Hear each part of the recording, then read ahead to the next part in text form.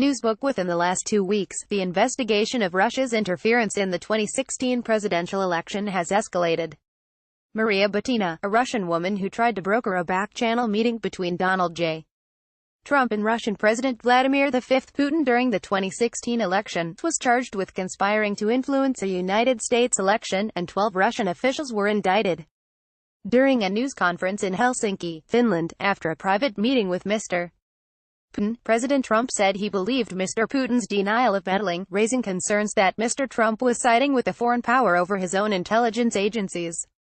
He backtracked several days later. There are 3 books that provide insight into Mr. Putin's rise to power, Russia's involvement in the election, and the state of our intelligence community. Image. The News are The Rise and Reign of Vladimir Putin by Stephen Lee Myers, 572 pp.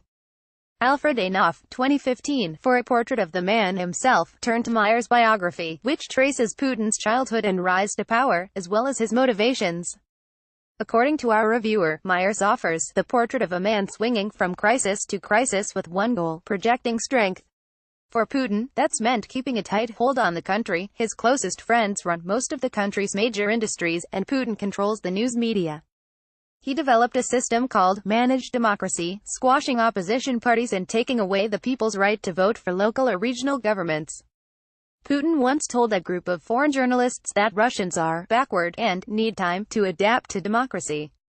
Myers is a reporter for The Times, and our reviewer wrote that this is a journalist's book, which harvests old notebooks and clips. Image. Russian roulette. The inside story of Putin's war on America and the election of Donald Trump by Michael Isikoff and David Korn, 338 pp.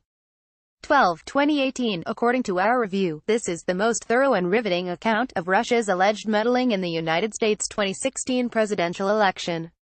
Both Democrats and Republicans are presented unfavorably, such that there are no heroes in Russian roulette, said our reviewer.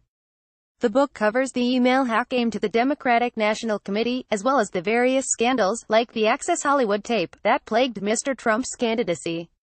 The Russian hacking, it is now clear, simply exploited the vulgarity already plaguing American political campaigns, wrote our reviewer, which turn on spin and strategy, and money, far more than vision or values. Image. The assault on intelligence, American national security in an age of lies by Michael V.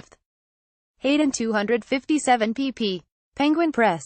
2018. In this book, Hayden, a retired Air Force general who has directed both the National Security Agency and the Central Intelligence Agency, delivers a critique of what he perceives to be threats to the American intelligence community today, beginning with Mr. Trump. Nuclear advancement in North Korea and Russia's capacity for cyber warfare are examples of the ways in which the United States has been left vulnerable.